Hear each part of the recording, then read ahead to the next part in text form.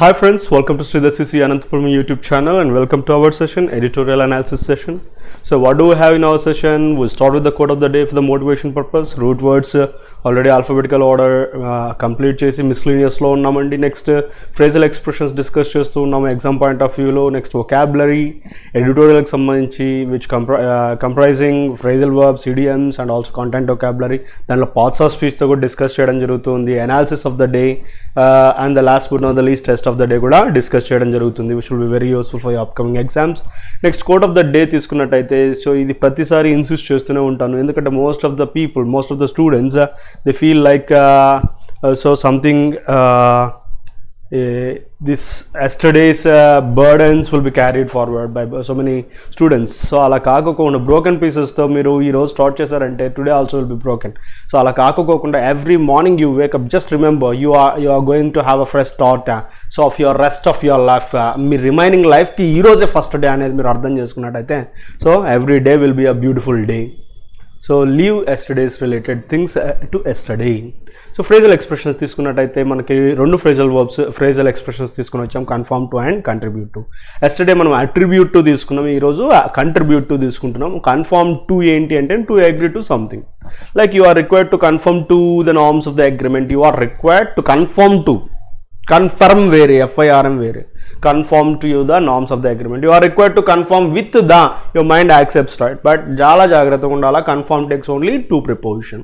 Next contribute కూడా to నే తీసుకుంటుంది. contribute to అంటే ఎలాంటి మీనింగ్ వస్తుంది? had contributed significantly అంటే ఏదో ఒక అంటే తను చేసినటువంటి వర్క్ అంతా కూడా ఒక దానికి ఇవ్వడం అన్నట్టు మీనింగ్ వస్తుంది, లైక్ కంట్రిబ్యూటెడ్, సో అంకితం చేయడము అనే మీనింగ్ కూడా రావచ్చు. George Bernard Shah had contributed significantly to the world of poetry. So చాలా కంట్రిబ్యూట్ చేశాడు, డొనేట్ చేశాడు అని మనం ఏమైనా కంట్రిబ్యూట్ చేస్తారా మీరు అని అంటూ ఉంటారు కదా. Contribute also takes the proportion to for the world your mind accept, but be careful guys, contribute also takes to. So ఈరోజు మనం కన్ఫర్మ్ తీసుకున్నాం, కంట్రిబ్యూట్ తీసుకున్నాం, రెండు కూడా టు ప్రిపోర్షన్తోనే మూవ్ అవుతూ ఉన్నాయి. నెక్స్ట్ ఫంక్ట్, FUNCT తీసుకున్నట్టయితే పర్ఫామ్ చేయడము, వర్క్ చేయడం, రూట్ వర్డ్స్. సో ఇది మనకు తెలిసిండేది ఫంక్షనల్, ఇవి తెలుసు కదా. ఇలాంటివి ఇంకా కొన్ని ఎగ్జాంపుల్స్ తీసుకున్నట్టయితే defunct, no longer working or alive. So ఏదైతే ఇంకా వర్కింగ్ కండిషన్లో లేదో డీఫంక్ట్ అంటాము. Malfunction, so malfunction అంటే to fail to work correctly. So function అంటే వర్క్ చేయడము, సో ఏదైనా ఒక వర్క్ కరెక్ట్గా చేయడంలో ఫెయిల్యూర్ అయిందంటే అది మాల్ ఫంక్షన్ అంటాము. ఇంకా ఫంక్షన్ గురించి వచ్చినట్టయితే to work perform a role normally, so ఏదైనా ఒక రోల్ని పర్ఫామ్ చేయడం. నెక్స్ట్ HPPT, హెప్ట్ కానీ హెప్టా కానీ 7 ఇండికేట్ చేస్తుంది, మనకు తెలుసు. సో హెప్టగాను, తర్వాత హెప్టమీటరు, హెప్టాథ్లాను, సో ఈ థ్లాన్ మ్యారథాను, సో క్వాడ్రాథాన్, ఇవి మనం డిస్కస్ చేస్తున్నాము. హెప్టాగాన్ ఏంటి? 7 యాంగిల్స్ ఉండేటటువంటిది హెప్టాగాన్ అనేది. Heptarchy, ARCHY indicates government by 7 persons. Also a country under 7 rulers is called as a heptarchy. Tarvata heptameter ante line of verse consisting 7 metrical feet kaligi unnatuvanti 7 lines tho line of verse ni so heptameter antaru. Next heptathlon ante gina sport consisting 7 different events, 7 different events kaligi unte heptathlon antaru. septa ఇది హెప్టా అనేది గుర్తుపెట్టుకుంటే సరిపోతుంది. Next ఇప్పుడు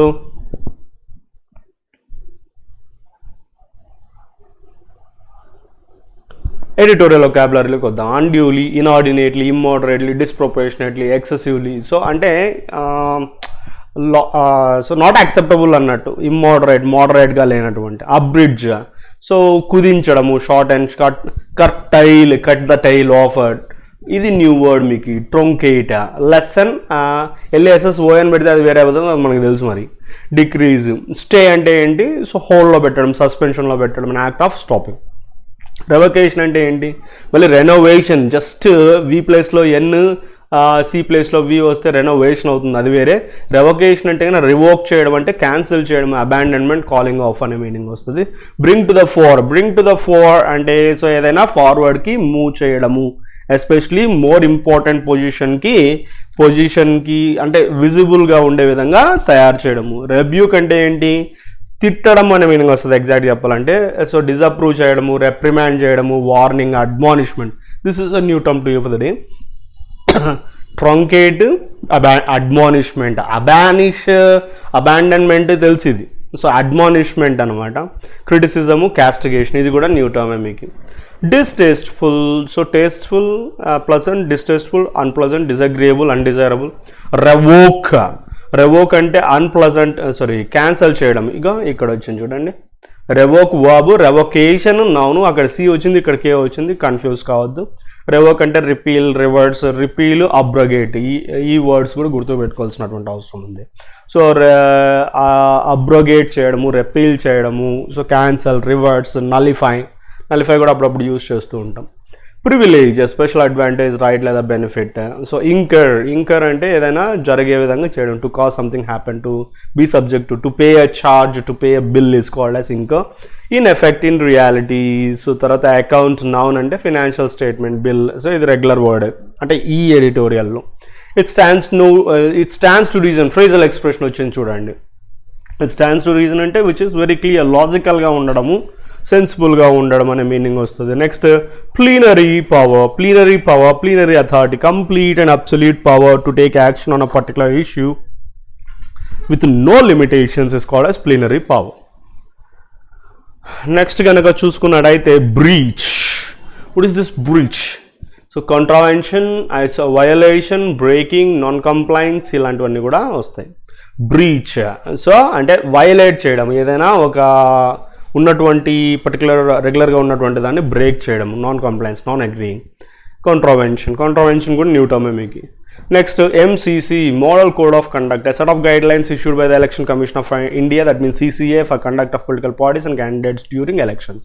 so particular guide lines set చేసినట్టు, ECA set చేసినటువంటి guide లైన్సే ఈ political పార్టీస్కి, క్యాండిడేట్స్కి ఎలక్షన్స్ టైంలో వాటిని MCC అని అంటారు. ఆఫ్టర్ ఆల్, సో ఇది phrasal expression. So most importantly, above all, so అన్నిటికంటే మించి, అల్టిమేట్లీ, ఎసెన్షియల్ అనే మీనింగ్తో యూజ్ చేస్తాం. నెక్స్ట్ సైట్, CIT, సైట్ అంటే ఏంటి? రెఫర్ చేయడము, తర్వాత అడ్యూస్, make reference to, invoke, provoke చేయడము అనే మీనింగ్ వస్తుంది. Clause, CLAUS, clause. సో మనం గ్రామటికల్గా తీసుకుంటే అదొక టర్మ్ వస్తుంది, ఇంకొక టర్మ్ కండిషన్, ప్రొవిజన్, రిక్వైర్మెంట్, ఇలాంటి మీనింగ్స్ కూడా ఎక్స్ప్రెస్ చేయడం జరుగుతుంది. బార్ చేయడము లేదా ప్రొహిబిట్ చేయడము, ఫర్బిడ్, బ్యాన్ చేయడము, ప్రివెంట్ చేయడము, ఇలాంటి మీనింగ్స్ అన్నీ కూడా వస్తాయి. Board. Next, resort to, so to utilize, to turn to have recourse to get back to that particular point and meaning. Statutory, ఏంటి statutory? Legitimate, so permissible, admissible, acceptable. Statutory warning అని అంటూ ఉంటారు కదా, legitimate అంటే legal రిలేటెడ్గా. Watchdog, so watchdog అంటే ఏంటి? Like inspect చేయడము, సూపర్వైజ్ చేయడము, అబ్జర్వ్ చేయడము. This is a new term to you. Ombudsman అనేది న్యూ టర్మ్ అవుతుంది. Means, what is the means, what is the method, way, mode. Observation, remark చేయడము, so comment, statement, declaration. Invoke, so this one, adduce, refer to.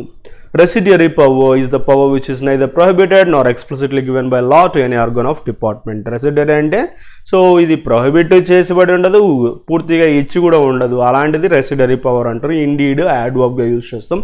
In fact, actually, even handed, fair, just, equitable. Okay, so ఈరోజు editorial ఏమిటి గురించి అంటే star status ఏంటి, election commission of India యొక్క powers గురించి. So EC has power to ensure a clean campaign, should not unduly be abridged అంటే less and short అని చెప్పుకున్నాం కదా, అన్డ్యూలీ, ఇమ్మోడరేట్లీ, సో రెడ్యూస్ చేయకూడదు. Supreme court stay on the revocation అంటే ఏం చెప్పుకున్నాము, క్యాన్సల్ చేయడం of the status of former MP Madhya Pradesh chief minister Kamal Nath as a star campaigner for the Congress, brings to the fore power of the Election Commission of India, its role in ensuring a clean campaign. So ఇక్కడ ఈ యొక్క Supreme Court stay ఏమిటి మీద? Revocation of the status of former. So revocation of the status, so అంటే ఈ స్టేటస్ని cancel చేయడం జరిగింది కదా. MP Madhya Pradesh chief minister, former Madhya Pradesh chief minister అయినటువంటి కమల్నాథ్ యొక్క స్టేటస్ ఆఫ్ రెవోకేషన్ని స్టేలో పెట్టడం జరిగింది. సో ఏ విధంగా ఆయన స్టార్ క్యాంపెయినర్గా చేయడం కాంగ్రెస్ రిలేటెడ్గా, ఇది మరి ఈ యొక్క ఎలక్షన్ కమిషన్ ఆఫ్ ఇండియా యొక్క పవర్ని మరి మన దృష్టికి తీసుకొని రావడం జరిగింది. And its role in ensuring a clean campaign ensure చేయడంలో దాని యొక్క రోల్ గురించి మనకి ఇంకొకసారి గుర్తు చేయడం జరిగింది. Chief Justice S.A. Bobde appeared convinced that the ECA has no such power and ordered a stay on its order. So ఇక్కడ మరీ దాని ఆర్డర్ మీద స్టే పెట్టడం అనేది ఈ చీఫ్ జస్టిస్ తీసుకున్నట్టు నిర్ణయం. అంటే he appeared convinced that ECI has no power to stay to revoke the status of the person as a star campaigner అని చెప్పి సుప్రీంకోర్టు స్టే పెట్టడం జరిగింది. సో ఇక్కడ mister Nath earned the ECI's Mr. Nath earned the ECA's rebuke after a distasteful personal remark about a BJP woman candidate while campaigning for a by-election to the Madhya Pradesh Assembly recently. So ఇక్కడ ఎక్కడి నుంచి start అయింది issue అంటే కమల్నాథ్ గారు so ఈసీఐఎస్ యొక్క disapproval, rebuke, రెప్రిమాండ్ అనేది face చేయడం జరిగింది.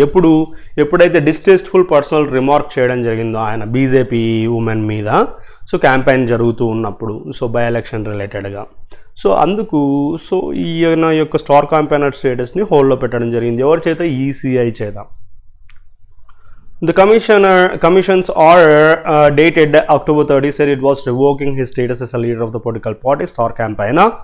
Section 77 of the Representation of the People Act 1951, which relates to the candidate selection expenditure, does leave it to the political party itself to decide who its leaders are and allows every party to submit a list of such star campaigner to the election authorities.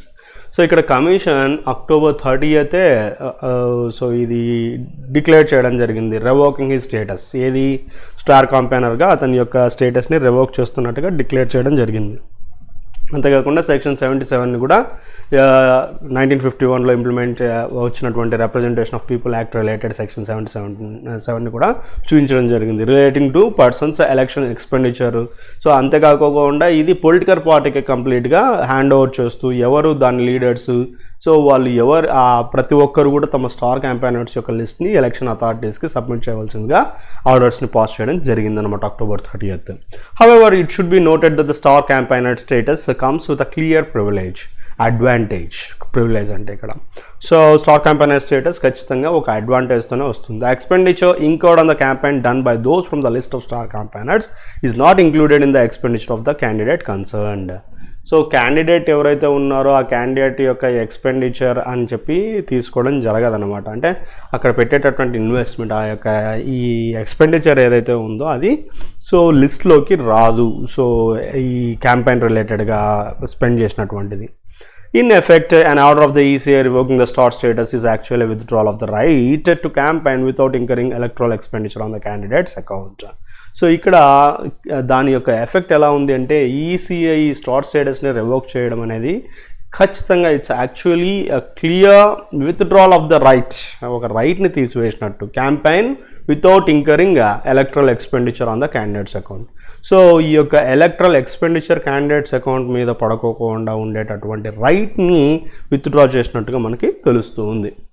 It stands to reason అంటే లాజికల్గా చూసినట్టయితే it's a phrasal expression చెప్పుకొని ఉన్నాము. That the ECI in exercise of its general and plenary power of control and direction over elections are to have the power to revoke the status of campaigner if there is an apparent breach of campaign norms or the model code of conduct.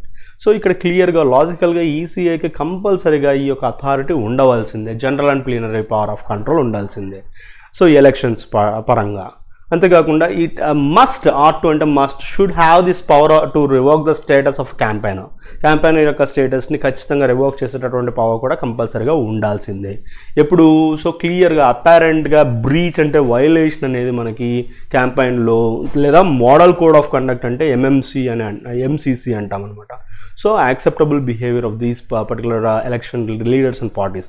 So వీటి పట్ల వాళ్ళు action తీసుకునేటటువంటి capability ఈసీఐకి ఉండవలసినటువంటి అవసరం ఎంతో ఉంది. After all, the star status ensures that some leaders can charter helicopters and travel extensively to cover more territory and constituencies without breaching any individual candidates spending limit. So moreover అల్టిమేట్గా ఈ star status ఏమి ensure చేస్తుంది అంటే కొంతమంది leaders తమ హెలికాప్టర్స్లో charter చేస్తూ so ఎక్స్టెన్సివ్గా ట్రావెల్ చేసి ఎక్కువ టెరిటరీ, ఎక్కువ కాన్స్టిట్యుయెన్సీ కవర్ చేస్తూ without breaching any individual candidate spending limit, candidate spending లిమిట్ని కూడా బ్రీచ్ చేయకుండా చేసే విధంగా ఉంటుందన్నమాట స్టార్ట్ స్టేటస్ అంటే. The ECI has cited the clause అంటే condition in the MCC that bars condemns లేదా abandons candidates from resorting to criticism of all aspects of the private life not connected with the public activities. So ఇక్కడ క్లియర్గా వాళ్ళు mention చేస్తున్నటువంటి point ఏంటంటే private life యొక్క criticism అనేది not acceptable. So ఈ public యాక్టివిటీస్కి దానిలోకి సంబంధం అనేది ఏదే కానీ ఉండకూడదు. Of the other leaders and party workers వాళ్ళ గురించి కమెంట్ చేయకూడదు ఎంసీసీ ప్రకారం. Even though the model code is not statutory legitimate it has been generally recognised the election watchdog should have some means of enforcing its norms. So ఇక్కడ అది క్లియర్గా legitimate అయితే కాదు కానీ ఆ పర్టికులర్ పాయింట్ ఇది జనరల్గా రికగ్నైజ్ చేయడం ఏమైందంటే ఎలక్షన్ వాచ్ డాగ్. ఇక్కడ ఎలక్షన్ వాచ్ డాగ్ ఏదైతుంది ఈసీఐ అవుతుంది. Election watchdog should have some means of enforcing తన నామ్స్ని ఎన్ఫోర్స్ చేసేటటువంటి మీన్స్ ఖచ్చితంగా చూసుకోవాల్సిన అవసరము ఉంది. In past orders the ECI has cited the supreme court's observation that when laws are absent the ECI can invoke its residuary power to meet an infinite variety of situations that cannot be foreseen by lawmakers. So previous past orders కనుక చూసుకున్నట్టయితే so ECI క్లియర్గా mention చేయడం జరిగింది supreme courts అబ్జర్వేషన్కి. ఏంటి loss క్లియర్గా లేనప్పుడు ECI తమకున్నటువంటి రెసిడరీ power అంటే పూర్తిగా ఇచ్చి ఉండడము జరగదు, సో పట్టుకొని ఉండడము జరగదు. అలాంటి రెసిడరీ పవర్స్ని ఈ infinite variety of situations face చేసే విధంగా ఈ లా మేకర్స్ కూడా చూడలేనటువంటి సిచ్యువేషన్స్ని ఫేస్ చేసే విధంగా ఉన్నటువంటి పరిస్థితుల్ని ఈ రెసిడరీ పవర్ని యూజ్ చేసుకునే విధంగా ఈసీఐ ఆల్రెడీ ప్రీవియస్ ఆర్డర్స్లో పొంది ఉంది. It is indeed debatable whether the ECI has been exercising its powers in an even handed way in recent years. So ఇక్కడ డిబేటబుల్ కాన్సెప్ట్ ఏంటంటే ఈసీఐ క్లియర్గా ఈ ఎక్సర్సైజ్ చేస్తూ ఉందా ఈ పవర్స్ని ఈవెన్ హ్యాండెడ్గా బ్యాలెన్స్డ్గా చేస్తూ ఉందా రీసెంట్ ఇయర్స్లో అనేదే ఇక్కడ important point. However it is equally important that the ECI's power to enforce poll norms and clean campaigns is not unduly abridged. అంతేకాకుండా ఫైనల్గా సో ఈక్వల్గా ఇంపార్టెంట్ విషయం ఏంటంటే ఈసీఐ పవర్ ఈ నార్మ్స్ని ఎన్ఫోర్స్ చేయడానికి తర్వాత క్లీన్ క్యాంపెయిన్స్ మెయింటైన్ చేయడానికి ఉన్నటువంటి పవర్ని ఎటువంటి పరిస్థితుల్లో తగ్గించకూడదు అనేది ఇక్కడ కంక్లూషన్.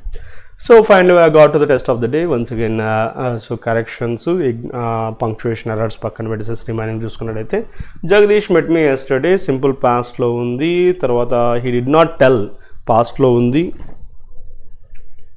సో రెండు పాస్ట్లో ఉన్నప్పుడు ఇక్కడ హ్యాస్ ఎలా వచ్చింది తప్పు కదా, హ్యాస్ ప్లేస్లో హ్యాడ్ పెడితే సరిపోతుంది కదా. So that will be the error and correction is had. It is unfortunate but still a reality that poverty and development two subjects వచ్చినప్పుడు V1S రాదు, V1 వస్తుంది. Two subjects take double subject take double plural subject take plural verbs don't contain S. So goes కాదు go. I know who this job should be interested to. I know who this job కంటే we can prefer whom. ఎందుకంటే so ఎవరికైతే ఈ job అంటే కన్నా objective sense వస్తుంది కాబట్టి whomని prefer చేస్తాం. The supervisor noticed that one of the employees always takes singular verb because one of the employees మీరు చూసినట్టయితే you are going to do mistake, you are going to make mistake. So one of the employees కాదు subject మనకి one అవుతుంది. One అంటే one was అనాలి కానీ వర్ అనకూడదు, వర్ బదులు వాస్ పెట్టుకోవాలి. How well a person completes his own assignments work subject. So అదంతా సబ్జెక్ట్ ఫ్రేజ్ కింద తీసుకోవాలి. ఎంత బాగా తన అసైన్మెంట్స్ కంప్లీట్ చేస్తారు అనేటటువంటి విషయం ఏదైతే ఉందో that depends upon his skill అని చెప్పి జనరల్ స్టేట్మెంట్ అనమాట. సింగులర్ సబ్జెక్ట్ సింగులర్ వర్బ్ కింద తీసుకోవాలా. సో ఎస్ ఫామ్ తీసుకుంటున్నాం. That's all for the day guys. I hope you enjoy watching the class. So ఇంకా more and more things are planned ఈ యొక్క సెషన్లో. షార్ట్ టైంలో మ్యాక్సిమం ఇన్ఫర్మేషన్ వొకాబులరీగా స్ట్రెంత్ చేయడమే మా యొక్క ఆలోచన. సో దానికి మీరు సపోర్ట్ చేయాలా. సబ్స్క్రైబ్ చేయని వాళ్ళు సబ్స్క్రైబ్ చేయండి. So last but not the least like and see you in the next class. Thank you for watching. Signing off.